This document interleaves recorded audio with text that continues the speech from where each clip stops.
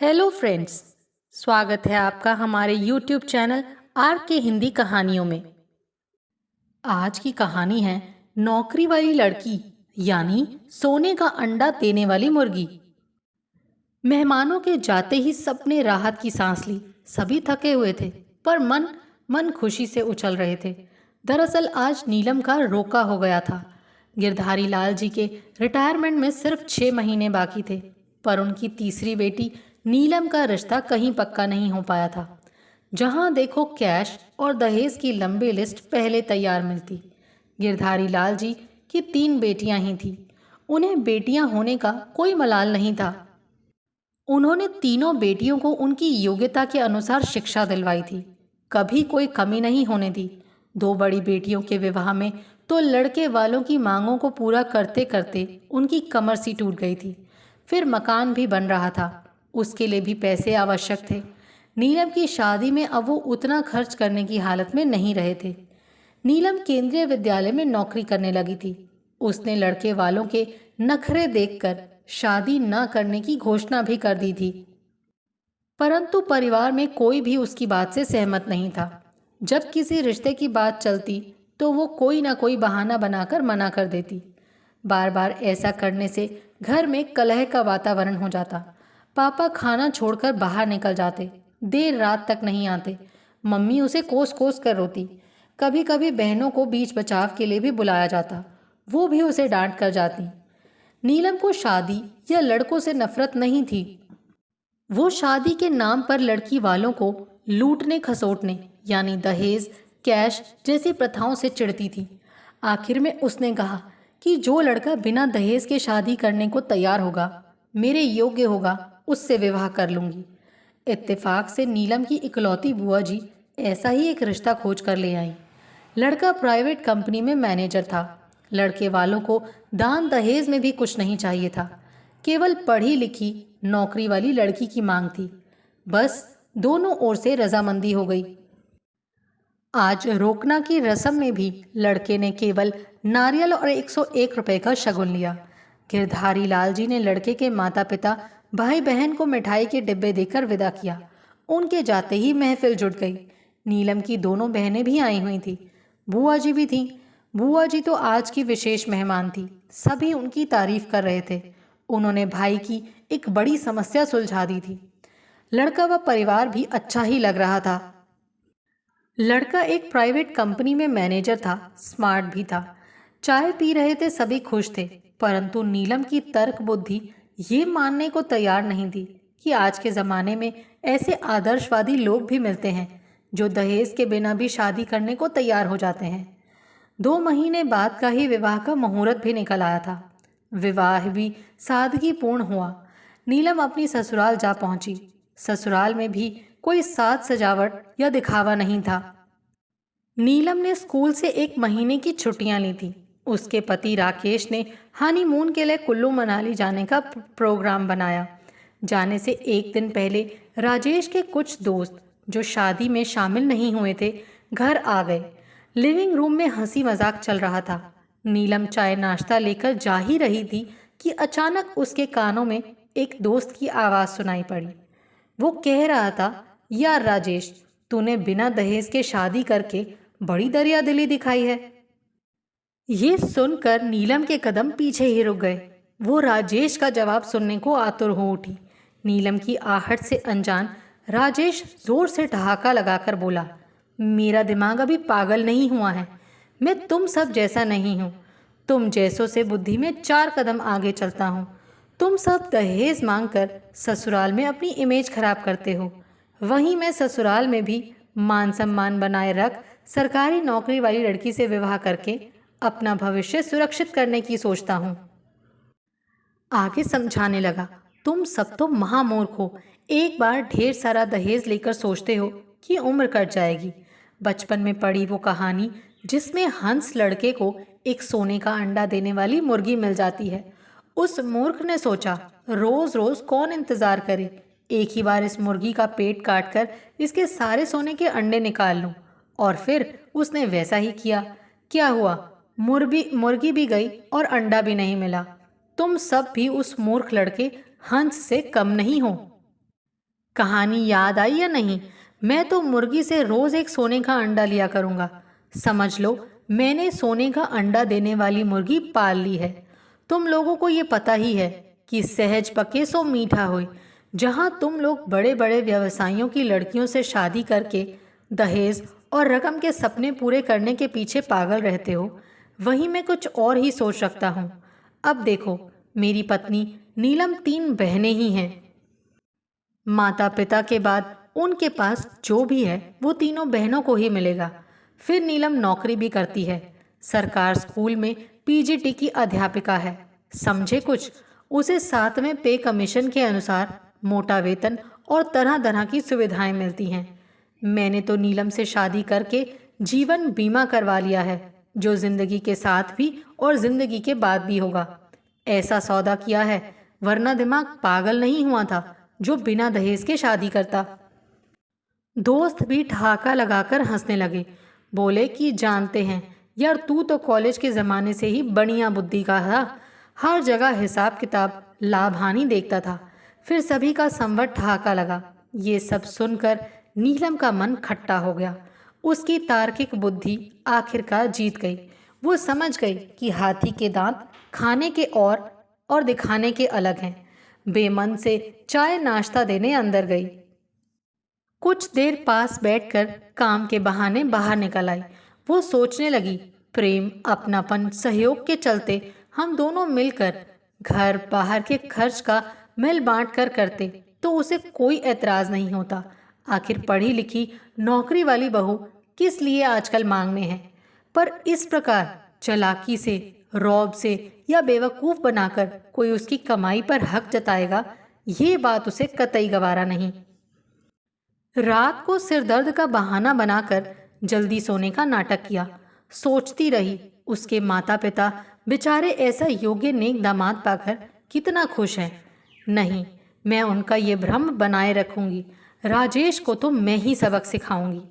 कुल्लू मनाली में उसने नोटिस किया कि बड़े बड़े खर्चे उसी के एटीएम से रुपए निकालकर हो रहे हैं। छोटे मोटे खर्च वो अपने क्रेडिट कार्ड से करता। घर वालों के लिए उपहार लेकर वो बहुत संतुष्ट था। उसने भी बहाने से उसके पर्स से क्रेडिट कार्ड निकालकर अपने माता पिता के लिए दुशाला व शॉल ले ली। क्रेडिट कार्ड वापस राजेश के पर्स में रख दिया। बातों बातों में राजेश बड़े ही प्यार से उससे उसकी अभी तक की सेविंग्स, पीएफ, वेतन आदि की जानकारी लेता रहा। नीलम भी सावधान थी। उसने कोई भी जानकारी सही नहीं दी। घर लौटकर नीलम ने बड़ी होशियारी से सबके लाए उपहार उन्हें दिए। साथ में मेरी ओर से कहना नहीं भूली। राजेश चुप रह गया। वो जानता था कि सब नीलम के पैसों से ही खरीदा है। सब नीलम से खुश हो गए। अब जीवन की गाड़ी अपनी रोजमर्रा की पटरी पर आ गई। राजेश का ऑफिस नीलम के स्कूल के आगे ही था। राजेश अगर थोड़ा जल्दी निकल जाए तो नीलम को समय पर स्कूल छोड़कर आगे जा सकता था। वो स्कूटर पर जाता था। नीलम ने जब उसके सामने ये प्रस्ताव रखा तो उसने हामी भर दी। राजेश दूसरे तीसरे दिन नीलम के कार्ड से पेट्रोल के बहाने मनमाने रुपए निकलवा लेता था, पर ले जाने के समय सप्ताह में 3 या 4 दिन ही ले जा पाता। कोई ना कोई बहाना बना देता। नीलम ने भी ये नोटिस किया कि छोटे भाई या बहन को कुछ पैसों की ज़रूरत होती तो वो दोनों भी चुपके से उससे मांग लेते और कह देते किसी को मत कहना। नीलम अभी नई थी, ज़्यादा कुछ नहीं कह पाती, पर उसने सोच लिया कि इसका कोई ना कोई हल तो निकालना ही पड़ेगा। 1-2 महीने ऐसे ही गुजर गए। नीलम के ही वेतन से लगभग परिवार का खर्चा चल रहा था। सभी को बचत करने की पड़ी थी। पापा अपनी पेंशन से धेला भी खर्च नहीं करते। यही हाल राजेश का था। राशन, दूध, बाई, बिजली पानी का बिल, फल सब्जियों सबका भुगतान नीलम करती। छोटे छोटे खर्च राजेश दिखावे के लिए करता। एक दिन नीलम मायके गई तो उसने अपने पापा को कुछ उदास पाया। बार बार पूछने पर उन्होंने बताया कि मकान बनाने पर अनुमान से बहुत ज़्यादा पैसा लग चुका है। अब हालत ये है कि मकान में लकड़ी का काम करवाने के लिए पैसे कम पड़ गए हैं। बिल्डर ने काम रोक दिया है।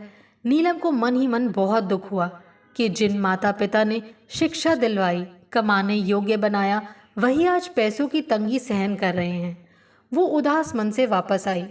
महीने के खत्म होते ही छुट्टी के दिन जब सवेरे सब फुर्सत से चाय की चुस्कियां ले रहे थे, उस समय नीलम ने बड़ी शालीनता और अपनेपन की चाशनी पगी जबान में कहा, देखिए, कायदे से हमारे घर 3 जनों की आमदनी आती है, मेरी और राजेश जी का वेतन, और पापा जी की पेंशन पर बचत के नाम पर कुछ भी नहीं है। ऐसे कैसे चलेगा? मुझे तो बहुत चिंता होती है। सुरेश भैया की पढ़ाई के 2 साल बाकी हैं, मधु की शादी भी करनी है। ऐसी अपनेपन और जिम्मेदारी वाली बातें करके उसने सबका दिल जीत लिया। आगे खर्चे बढ़ेंगे, इसीलिए हम अभी से प्लानिंग करके खर्च करना चाहिए। आज हम ये देख लेते हैं कि इस महीने किसने कम खर्च किया और किसने ज़्यादा। सब अपने द्वारा किए हुए खर्चे का ब्यौरा दें। जिसका खर्च ज़्यादा हुआ होगा उसे इस महीने राहत दी जाएगी। नए महीने से सब बराबर खर्च करेंगे ताकि सबकी थोड़ी बहुत बचत होगी, जो भविष्य में होने वाले खर्च में सहायक बने। एक कागज़ पर तीनों ने अपने द्वारा किए खर्च का ब्यौरा लिखा। जब उस ब्यौरे को ज़ोर ज़ोर से पढ़ा गया तो सबसे ज़्यादा रकम नीलम की ही खर्च हुई थी। राजेश के भाई बहन द्वारा लिया सारा खर्च भी सबके सामने स्पष्ट हो गया। राजेश थोड़ा झेप गया क्योंकि उसने भी नीलम का बहुत पैसा निकाला था। अगले महीने के लिए सारे खर्च को बराबर बराबर बांट दिया गया। अब नीलम की अच्छी खासी बचत हो जाती थी। वो गुप्त रूप से मायके का मकान बनाने वाले बिल्डर से मिली। कुछ अग्रिम पैसा देकर उससे कहा कि आप मकान का लकड़ी का काम पूरा कराइए, मैं समय समय पर भुगतान करने आती रहूँगी। पापा को इस बात का पता नहीं लगना चाहिए। 1 महीने के अंदर घर का लकड़ी का काम हो गया। नीलम ने मकान की सफाई वगैरह कराकर सारा हिसाब चुकता कर दिया। उसने मकान की चाबी पापा को देकर शिफ्ट होने को कहा। ये सब जान पापा चकित रह गए। बेचारे नीलम की इस मदद से शर्म से झुके जा रहे थे। नीलम ने इस बात को गोपनीय रखने को कहते हुए पापा से कहा कि आपको इस मदद के लिए शर्म लज्जा महसूस करने की आवश्यकता नहीं है। आपका हमारे ऊपर पूरा हक है क्योंकि आपने ही हमें इस योग्य बनाया है। राजेश भी कम नहीं था। उसने बिना दहेज के शादी की थी। मन ही मन नीलम से उसका मुआवजा चाहता था। एक दिन नीलम को उसके एक सहकर्मी से पता चला कि उसने राजेश को कार के शोरूम में कार पसंद करते देखा। राजेश नीलम के सहकर्मी को पहचानता नहीं था। नीलम को अंदाज़ा लग गया कि शीघ्र ही उससे रुपए लेकर राजेश कार खरीदने की योजना बना रहा है। नीलम ने भी एक योजना बना डाली। अपने 2 बुजुर्ग सहकर्मियों को, जो बहुत समझदार व अनुभवी थे, अपने साथ ले जाकर एक नामी कार के शोरूम जा पहुंची। बहुत सोच समझकर उसने एक कार पसंद की। डाउन पेमेंट कर आसान किश्तें बनवा ली। कार उसने अपने नाम से खरीदी। कार चलाना उसे कॉलेज के समय से ही आता था। 3-4 दिन उसने सहकर्मी की पुरानी कार से अभ्यास किया। आत्मविश्वास आ जाने पर कार लेकर घर आई। पूरा परिवार देखकर चकित रह गया। नीलम ने कहा, मेरे मम्मी पापा ने विवाह की पहली वर्षगांठ पर मुझे दी है। राजेश और उसके परिवार को खुशी तो थी, पर कार की मालकिन तो आखिर नीलम ही थी। बिना नीलम की इजाज़त के कोई स्वेच्छा से कार नहीं ले जा सकता। अब नीलम ने अपनी 4 सह अध्यापिकाओं को, जो नीलम के आसपास रहती थी, एक साथ अपनी कार में स्कूल चलने को राज़ी कर लिया। उनके द्वारा दी गई धनराशि से वो पेट्रोल डलवाकर बचे हुए रुपयों में और रुपए मिलाकर किस्त भरने लगी। राजेश इन बातों से अनजान था। रोज नीलम से गाड़ी चलाने के लिए मिन्नत करता दिखाई देता। नीलम भी मन ही मन मुस्कुराती, 100 एहतियात बरतकर गाड़ी चलाने का आदेश देकर चाबी देती। एक दिन नीलम की स्कूल की छुट्टी थी। उसने नोटिस किया पूरे घर की कुछ गुप्त मंत्रणा चल रही है। उसके रसोई में व्यस्त होने का लाभ उठाया जा रहा था। वो समझ गई कोई बड़ा फैसला ही है जो उससे गुप्त रखा जा रहा है। 2-3 बार उसने वकील को भी घर में आते देखा। वैसे तो उसे कोई चिंता नहीं थी, पर वो अब राजेश की किसी चालाकी भरी योजना का शिकार नहीं बनना चाहती थी। वो ससुराल के प्रति अपने कर्तव्य से भली प्रकार परिचित थी और उन्हें पूरा कर भी रही थी। वो एकदम नॉर्मल बातचीत करती रही। राजेश ने कार की चाबी मांगी और माता पिता को कार में बैठाकर कहीं ले गया। दोपहर बाद सब लौटे। राजेश ने भी आज छुट्टी ली हुई थी। शाम को उसके सास ससुर अपने रूटीन के अनुसार पार्क में घूमने चले गए। नीलम ने राजेश को कुछ सामान लेने के बहाने भेजा। घर में इस समय कोई नहीं था। उसने झटपट सास के तकिए के नीचे रखी अलमारी की चाबियां निकालकर अलमारी खोल डाली। सामने वही लिफाफा पड़ा था जो उसने ससुर के हाथ में देखा था। कागजात निकालकर उसने जल्दी जल्दी पढ़े, फिर उसी तरह कागजात लिफाफे में डाल अलमारी में रख चाबी वहीं रखकर नॉर्मल बनकर काम में लग गई। दरअसल ये पुश्तैनी मकान सास ससुर ने अपनी दोनों की मृत्यु के बाद राजेश के छोटे भाई के नाम कर दिया था। उन्हें ये विश्वास था कि राजेश और नीलम समय आने पर अपना नया फ्लैट लेने में सक्षम रहेंगे। कुछ दिनों बाद नीलम को सास ससुर ने बड़े प्यार से बुलाकर कहा, बेटी, ये पुश्तैनी मकान पुराने तरीके से बना हुआ है। हमारा ज़माना तो गुजर गया। अब राजेश, सुरेश और तुम लोगों को इस तरह के मकान में तंगी आएगी। हम सोच रहे हैं कि इसे नए तरीके के घर में तब्दील कर लें। अगर तुम कुछ लोन ले लो तो ये काम आसान हो जाएगा। अभी तो तुम्हारे सिर पर कोई जिम्मेदारी नहीं है, नौकरी भी लंबी है, आसानी से किस्तें चुका सकती हो। नीलम समझ गई कि उस पर जाल फेंक दिया गया है। उसने कहा, ठीक है मम्मी पापा, मैं स्कूल में जाकर पता करती हूँ। 3-4 दिन बीत गए। उसने अकाउंट विभाग और अनुभवी साथियों से विचार विमर्श कर नीलम ने घर आकर बताया कि लोन तो मिल जाएगा, पर तभी मिलेगा जब मकान मेरे नाम पर होगा, क्योंकि सिक्योरिटी के लिए मुझे मेरे नाम के मकान के कागजात बैंक ने अपने पास रखने हैं, ताकि किस्तें ना चुका पाने की हालत पर वो मकान पर कब्जा कर सकें। ये नियम तो आपको मालूम ही होगा। मरते क्या ना करते, मकान को नीलम के नाम किया गया। अब नीलम ने लोन लेकर अपने मनपसंद तरीके से मकान को रेनोवेट करवाना शुरू करवा दिया। 3-4 महीनों में ही पुराने मकान की जगह एक नया खूबसूरत घर तैयार हो गया, जिसकी मालकिन नीलम थी। मकान बनने के कुछ दिन बाद ही एक दिन नीलम की एक सहकर्मी अध्यापिका उसे जल्दी घर लेकर आ गई। उसने घर में सबको बताया कि अभी नीलम को अस्पताल से लेकर आ रही है। इससे स्कूल में घबराहट और चक्कर आ रहे थे। वहीं से वो दोनों अस्पताल गई थी। डॉक्टर ने मुआयना कर बताया कि ये किसी बड़े तनाव को झेल रही है। कुछ दिन घर पर आराम करने की सलाह दी गई है। ये बात बताकर वो चली गई। एक दिन बाद सभी ने नीलम से तनाव के बारे में पूछा। नीलम ने कहा, उसे हर समय लोन का तनाव रहने लगा है। स्कूल में भी मैं छात्राओं को मन लगाकर नहीं पढ़ा पाती। मानसिक तनाव से हर समय सिर दर्द रहता है। प्रिंसिपल के पास मेरी शिकायत भी छात्राओं ने की है और मुझे प्रिंसिपल की ओर से वार्निंग भी मिल चुकी है। इस कारण मैं मानसिक रूप से बहुत चिंतित हूँ और तनावग्रस्त रहने लगी हूँ। मुझे डर है ये लोन का तनाव मेरी नौकरी को ना ले डूबे। आजकल स्कूल कॉलेज में बहुत सख्त नियम बन गए हैं। जो पढ़ाने में लापरवाही करें या मनमानी करें उसे सस्पेंड कर देते हैं या किसी दूर दराज की शाखा में स्थानांतरित कर देते हैं, जहां मूलभूत सुविधाएं भी कठिनाई से मिलती हैं। मजबूरी में कुछ लोग तो नौकरी छोड़ना बेहतर समझते हैं। जब वो इतने ज़्यादा वेतन देते हैं तो काम भी एकदम बेहतरीन मांगते हैं। ये सुनकर सभी घबरा गए।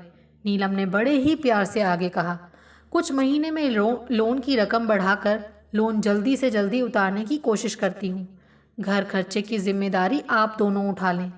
अगले महीने से सारा घर खर्च ससुर की पेंशन और राजेश के वेतन से चलने लगा। नीलम ने बड़ी होशियारी से खुद को घर खर्च से आज़ाद कर लिया। नीलम मन ही मन हंसती रही। उसने कार और मकान का लोन उतारने के लिए स्कूल में ही कुछ ट्यूशन्स भी ले ली, जिससे उसकी आमदनी बढ़ गई और फिर वो लोन की किस्त की रकम बढ़ाकर लोन उतारने लगी। राजेश ने भी रोज़ एक सोने का अंडा देने वाली मुर्गी के सपने देखने छोड़ दिए और घर खर्च में तालमेल बैठाने के लिए पार्ट टाइम जॉब करने लगा।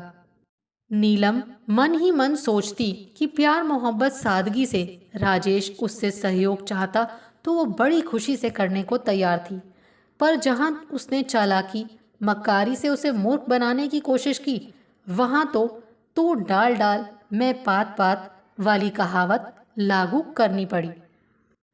आपको हमारी ये कहानी कैसी लगी प्लीज़ कमेंट करके ज़रूर बताइए। अगर आप इस चैनल पर नए हैं तो इसे सब्सक्राइब करें और शेयर करें। Thank you.